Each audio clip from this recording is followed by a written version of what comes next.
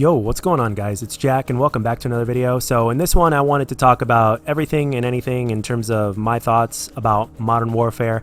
And first and foremost, before getting into the nitty-gritty and the meat and potatoes of this commentary, I got announced the winner of the previous video in terms of who got the game right, the game title, in terms of the music that was in the background. And the first one to get it was Trays. Donkey Kong Country, thanks for the birthday gift. Stay safe, my guy. Thank you very much, Trays. Happy birthday to you. I'm glad I was able to help make your birthday a little bit better. It's really surreal, even after 4.5 years of doing this. I get some of the best compliments from you guys, some of the nicest words ever. It really makes me humble. And considering I just do Call of Duty commentaries, you know, I can make somebody's day a little bit better by enhancing their birthday in the slightest, smallest form is really humbling. So I hope you had fun on your birthday. And without further ado, let's get into the commentary of today. And by the length of this video, I just want to make this one video talking about my overall thoughts on Modern Warfare and everything in between, because I'm a person that doesn't think in black and white. I think of every single angle possible. My mind is just sometimes my mind goes in circles in terms of everything that it sees, and sometimes there's just way too much input sometimes. But the thing is, I wanted to talk about everything Modern Warfare so that way you guys would know my thoughts and all that kind of stuff, and you guys watch my content and you guys deserve to know not just what's on my mind, but as to why I would or wouldn't do something. So all right, let's get into it. So first and foremost, I got to give Infinity Ward props, man. You got to give these guys some props, because if you look at from, let's say, Modern Warfare 3 to Ghosts to Infinite Warfare to this current title, I mean, these guys have been very diverse in terms of what they're trying to do. And they've proven to us that they have the ability to change things up. They're a lot more diverse than Treyarch, honestly. I mean, they really are. So, I mean, don't get me wrong, Treyarch, in terms of the base gameplay, Treyarch does a very good job, if you don't count specialists. But in terms of constantly trying to like change things up, Infinity Ward really does a great job. And so does Sledgehammer. Sledgehammer gave us 2 games and they were both very different. And by the way, speaking of Sledgehammer, you will be seeing, right after this gameplay, you're going to be seeing some World War II. So that way you guys can actually see what I'm about to tell you. Instead of just listening to my words and trying to picture it, I want you to see it. So that way you guys can kind of get an understanding. So it'll help when you have a visual as well as the words. So that way you guys can understand it in as many perspectives as possible. So now if you're looking at the gameplay over here, you see that how this gameplay is turning out to be. Now with Infinity Ward, what they've done with this game is, when you look at the Call of Duty community in terms of where it was and where it is now, the community itself has evolved greatly, and so has the game as of right now. There have been little things here and there, some little innovations here and there, little tweaks, but this is by far the biggest change of pace that we've ever had in Call of Duty. And it's no secret, it's absolutely no secret that games like Battlefield are popular within the community. Some people that play COD have also played Battlefield, and the same thing goes for Rainbow Six Siege. And it's no secret. And at the same time, there have been a lot of players, a lot of Call of Duty players that have decided to, for a while now, to leave Call of Duty and play other games for all sorts of different varying reasons. But games like Battlefield and Rainbow Six Siege, for instance, are very popular. Specifically Rainbow Six Siege. People love the hell out of that game. And the thing is that it's no secret. It's very easy to find out where the population goes, right? Who's playing what game and where the popularity's at, what they like, what they don't like, yada, yada, yada. So if you are Activision and Infinity Ward, let's say, has been listening to the community, asking that we want something different, we want to get closer back to the Modern Warfare 2 days and all that kind of stuff. If you're them and you're listening to that, and on top of that, you've got the publisher Activision, who is worried about the business aspect of it, right? They just want to maximize profits as much as possible through microtransactions and through this and through that. If a lot of your player base is constantly complaining and or has also left due to varying reasons, right? And the population of the player base is not what it used to be, right? Especially after that month or after that 6 months. What do you try to do? You try to figure out how to improve on that so that way you can make more money, right? So what do? You target other players from different games. They first started implementing this with, I don't know if this was intentional in Black Ops 3, but with specialists. I personally think they were just trying to add a different layer into the game. They got it from Destiny with specialists, and then it went way overboard within the next iteration in Black Ops 4, in my opinion. But that's what you do. So, and then eventually it's turned into this. We wanted something that was a lot different and a lot more quote unquote tactical. We wanted, I guess, something, a lot of people said they wanted something slower. They said they were tired of 3-lane maps. They said this, they said that. And this is what we get in return. And for a lot of people, it's a home run. It's an absolute success. They love the fuck out of it. And for other people as well, it is a complete and utter clusterfuck. This game here, in my humble opinion, is not Call of Duty. It is a hybrid shooter. It is 35% Rainbow Six Siege, 35% Battlefield, and 30% Call of Duty. These guys are basically trying to have their cake and eat it too, and rightfully so, right? Try to appease as many people as possible is the challenge of the day, and it's a very, very difficult challenge to fulfill. As a matter of fact, you don't fulfill it. All you could do is pray that you please as many people as possible, which is by all means an impossible task. It really is. So the thing is that with the best way to describe what they've done with this game is, first of all, again, with the whole realistic, I mean, the guns and the way the recoil feels and how the guns feel and all that kind of stuff, to create a class system, what they're trying to do and all that kind of stuff is, really commendable. Like with the campaign, Spec Ops, I'm sure is going to be really good. There will be Battle Royale, make no mistake about it, because if Battle Royale is implemented 6 months or so after release, after that honeymoon phase is over, where people are like, okay, we're ready for the next COD, or for people that said, fuck this already within the first 2 months, they're going to implement Battle Royale sometime in between that timeline. And that's another way of appeasing the people that are leaving your game. Because if they leave your game, that means 0% chance of purchasing microtransactions and 0% chance of just everything in general. So with that being said, this game is a hybrid game, like I said. And for a multitude of reasons that I've just mentioned, in terms of trying to draw other people in and the popularity of other games like Rainbow Six Siege, that is why they made that change, in my opinion. It makes all sense to me now after getting through the rage. And this game has the potential to be really good. Now, most of the problems that this game has, that we saw through beta, about 90% of it can be fixed through patches. That is an absolute fact.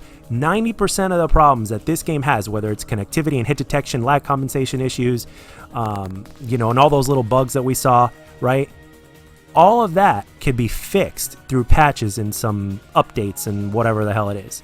Microtransactions are going to exist. Those aren't going anywhere. I mean, I'm not even going to mention that because that's what people are focused on. You guys want to talk about microtransactions, look elsewhere, because I'm only going to give it to you straight and simple, and that is they're not going anywhere until either the law gets involved somehow or they're actually making such a small profit, or no profit at all. Will that change? Those are the only two instances.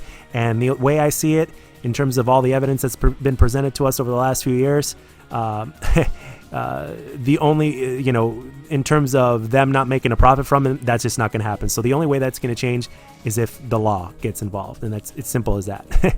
So anyway, let's get back to topic here. So with this game, they've done a lot of good things, as I just mentioned, right? From campaign, Spec Ops, all that kind of stuff. The 32v32 ground war is pretty fun. I mean, after a few hours of playing it, it just wasn't as fun for me anymore. But the way I could describe this Call of Duty in its most basic form is as if Gordon Ramsay took his signature meal, which is the beef Wellington, right? Let's say he made his signature meal, made it beautifully, perfectly cooked on the inside and all that kind of stuff like that, right?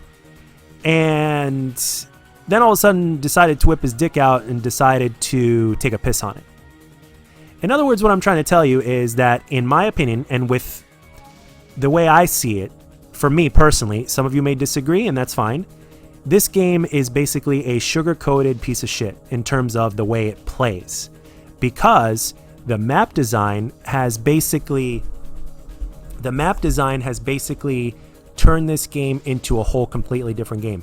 If the map design were a little bit lighter in terms of the amount of buildings that they put into the game and all the different PowerPoint positions, I mean, it's no surprise why nobody's moving.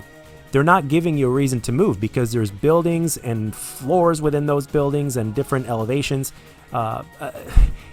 Within building to building, there's just so many buildings that even from spawn, you don't even have to run beyond like 10 or 20 feet. I mean, right next to your spawn, there's a building or two on each side, and you could just get in there, have your sights aimed down, and look for either somebody that's head glitching right across the map, or that's in another building, or that's basically trying to get from one power position to another, just happens to be on the ground.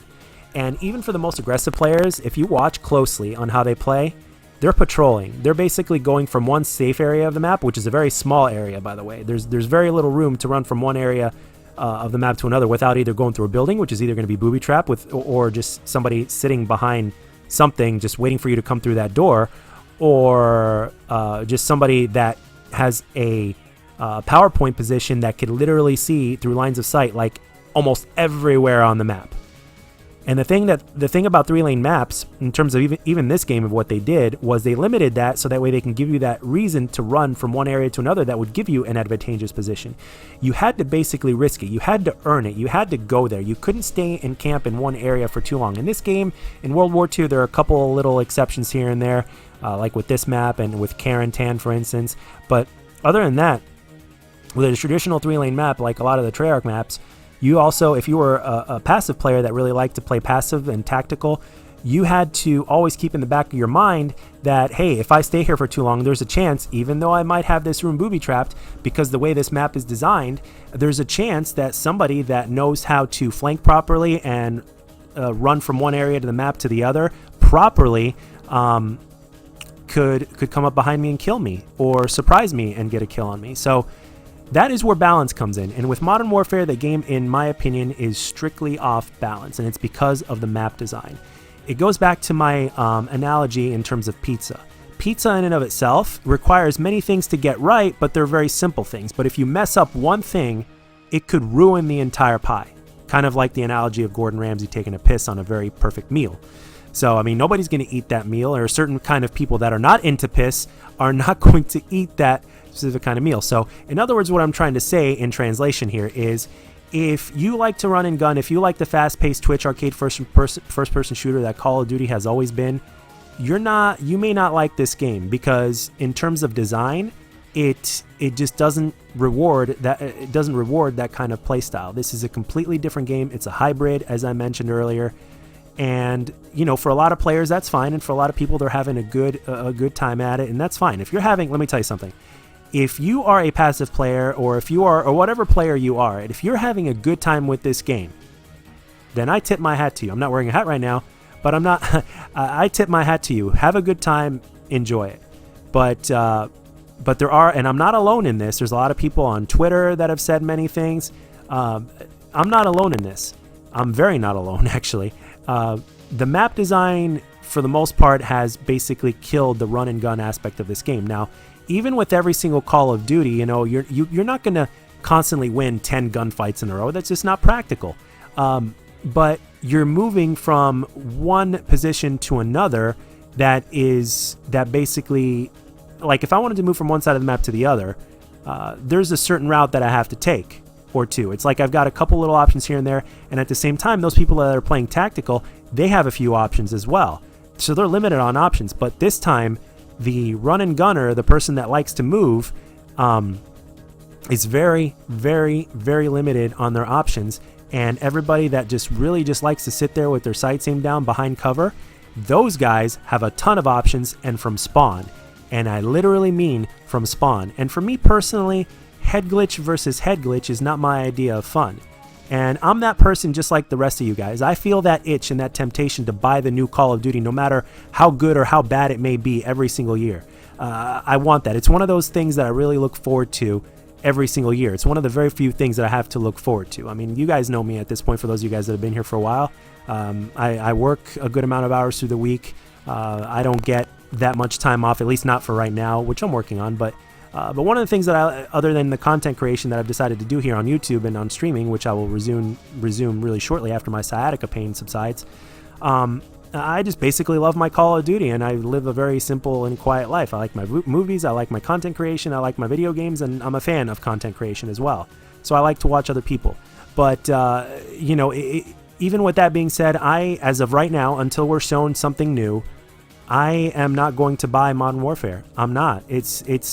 I played the beta for like 11 hours, so it's not like I played for 1 or 2 hours and said, fuck this. And Call of Duty has evolved to a point now to where, and YouTubers like myself are partially responsible for this to a certain extent, as well as esports and other things and social media, streaming, you name it. We're all responsible. Basically, back in the day, back in the Modern Warfare 2 days, you didn't have to be good at Call of Duty to enjoy it. Call of Duty was a lot like sex. You don't have to be good at it to enjoy it, okay? Or one of the two people don't have to be good at it to enjoy it, okay? It's simple as that, really. So when you put that into perspective in terms of where it was and where it is now, obviously with every single game, the better you do, the more enjoyment you get out of it, sure. But Call of Duty really had this magic feel, at least back in the day, to where you could still suck at the game, but even though you were doing bad, and then when you finally got a handful of kills or whatever it was, you just kept on coming back to see, okay, let's see if I can get one more, or let's see if I can unlock this attachment, or let's see if I can do this or do that. That's still around with Call of Duty today, but it really isn't that like that anymore because it's just more competitive now. So it would make a lot of sense for them to turn it into from a arcade Twitch fast-paced first-person shooter into this tactical hybrid that it is in Modern Warfare. It really does make all the sense in the world. And it really does make sense that originally they were going to have the minimap in competitive and not in pubs. I mean, if you think about it from every single aspect, it really does make sense. I mean, I'm glad they put it back in, but again, for those of you guys that are enjoying this game, have fun with it, and good for you. I'm really happy for you guys. But until we're shown new information, or until this game gives me another reason to want to scope it out, as tempting as it is to go to that midnight release and to get the game, I will not be participating in Modern Warfare. So if they come up with something that is different, like for instance, let me give you guys an example.